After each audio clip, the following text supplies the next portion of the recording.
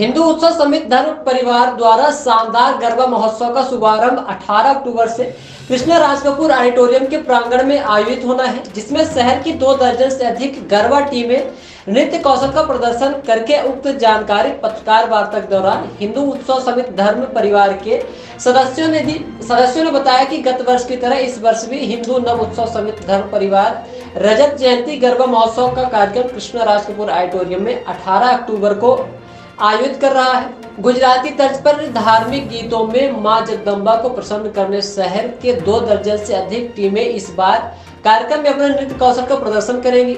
उक्त जानकारी पत्रकारों से होटल जीत सभागार में चर्चा करते हुए हिंदू उत्सव समिति धर्म परिवार समिति के आजीवन संरक्षक नारायण डिगवानी, सुनील अग्रवाल, नगर अध्यक्ष अनिल मिश्रा, युवा अध्यक्ष सुमित मंजवानी ने दी।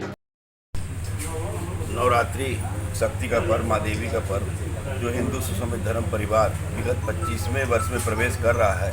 1999 से लगातार गरबा डांडिया का कार्यक्रम देवी गीतों पर आधारित और भक्तिमय पूर्ण पारिवारिक वातावरण में हिंदू समिति धर्म परिवार द्वारा निरंतर रूप से आयोजित किया जा रहा है। इसमें करीब 600-700 कलाकार बहुत ही उत्कृष्ट ढंग से परिधानों में देवी गीतों में माँ की आराधना करते हैं और हजारों हजार नगरवासी उसमें शामिल होकर उसका आनंद लेते हैं और माँ की आराधना में शामिल होते हैं। इस बार रजत जयंती वर्ष है हिंदू समिति धर्म परिवार का 25वें वर्ष में राजकपूर ऑडिटोरियम में पूर्ण रूप से गुजराती परिधानों में यह आयोजित होगा कार्यक्रम और आकर्षक लाइट सज्जा, मंच व्यवस्था पूरी टीम लगातार 1 महीने से तैयारी कर रही है और 18 अक्टूबर से इसका भव्य शुभारंभ कृष्णा राज कपूर ऑडिटोरियम में किया जाएगा। हिंदू उत्सव समिति धर्म परिवार ने अपने संस्थापक वैद्य बटुक प्रसाद त्रिपाठी के मार्गदर्शन में नगर की आवश्यकता को देखते हुए और नवदुर्गा उत्सव को भव्य बनाने के लिए और कलाकारों को मंच प्रदान करने के लिए यह आयोजन पंद्रह पार्क से प्रारंभ किया था, जिसके आप लोग साक्षी हैं। शुरुआत 4 डांस ग्रुपों से हुई थी। उसके बाद धीरे धीरे आज 18-20 डांस ग्रुप हमारे इस कार्यक्रम में भाग ले रहे हैं। सबसे विलक्षण बात ये है कि पूरे देश में जो गरबा का स्वरूप है वो अलग है, लेकिन रीवा का जो स्वरूप है वो अलग है।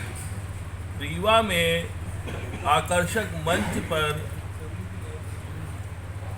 50 से 100 कलाकार एक साथ अपना प्रदर्शन करते हैं, जिसके लिए वो महीनों प्रैक्टिस करते हैं। लेकिन अन्यत्र ऐसा नहीं है। अन्यत्र कपल या सामूहिक रूप से एक मैदान में डंडा फटकारने वाला काम होता है, जिसको प्रदर्शन वाला काम नहीं होता है। वहाँ केवल गरबा खेलने का काम होता है। यहाँ गरबा और डांडिया का प्रदर्शन होता है। सबसे महत्वपूर्ण बात ये है। और हिंदू उत्सव समिति के इस कार्य से आज हमारे डांस ग्रुपों के कम से कम 50 ऐसे कलाकार हैं जो स्कूलों में अपनी डांस सिखाने की सेवाएं दे रहे हैं। उनका रोजगार भी चल रहा है और उनके परिवारों की रोजी रोटी भी चल रही है। और हमारा आज रीवा हमारा गरबा का हब बन चुका है और हमारे कलाकार अब बाहर दूर दूर तक अपना प्रदर्शन करने जाने लगे हैं। और मैं चाहता हूँ इस वर्ष रजत जयंती वर्ष होने के कारण इस कार्यक्रम को बेहद बहुत अच्छा और यादगार बनाया जाए, उसकी पूरी तैयारियां हम लोग कर रहे हैं।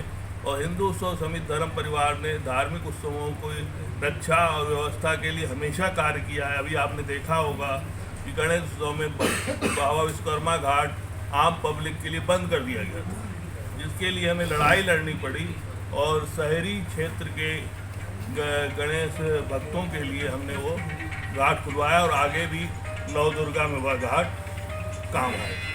और के सभी पारिवारिक जन जो हैं, आपके माध्यम से उन सभी को आमंत्रित करूंगा कि आइए और ये गरबा महोत्सव जो हमारा हो रहा है उसमें सहभागी बनिए। हमारे जो कलाकार हैं उनका उत्साहवर्धन कीजिए और हम बेहतर से बेहतर तरीके से इस गरबा महोत्सव का आयोजन कर सकें, जैसे हमारे पूर्व में होता रहा है उसको और अच्छी तरह से कर सके। आप सबका सहयोग हमें मिले, प्रेम मिले। गरबा महोत्सव के बाद जैसा कि आप सबको विदित है कि पिछले वर्ष से इसमें एक नई परंपरा जोड़ी गई, श्री राम विजय जुलूस की, जो हमारी शहर के विभिन्न मार्गों से निकलती है, यात्रा निकलती है। भगवान राम का रावण का वध करने के बाद जो विजय जुलूस निकाला जाता है वो हिंदू सौ समित धर्म परिवार द्वारा पिछले वर्ष से निकाले जाना लगा। उसमें सभी रीवावासी और आप सभी का सहयोग और प्रेम मिले। वो यात्रा हम लोग भव्य तरीके से निकालेंगे, श्री राम के जय घोष के नारों के साथ निकालेंगे। और जो हमारी संस्कृति है, सभ्यता है, उसको बनाए रखते हुए इस कार्य को किया जाएगा। क्योंकि हो सकता है कि आचार संहिता भी लग जाए, उसका भी हम सब ध्यान रखेंगे, उसका पालन किया जाए। और जो हमारे यहाँ के जनप्रतिनिधि हैं, प्रशासनिक अधिकारी, उन सबसे सहयोग चाहेंगे आम जनता से। धन्यवाद।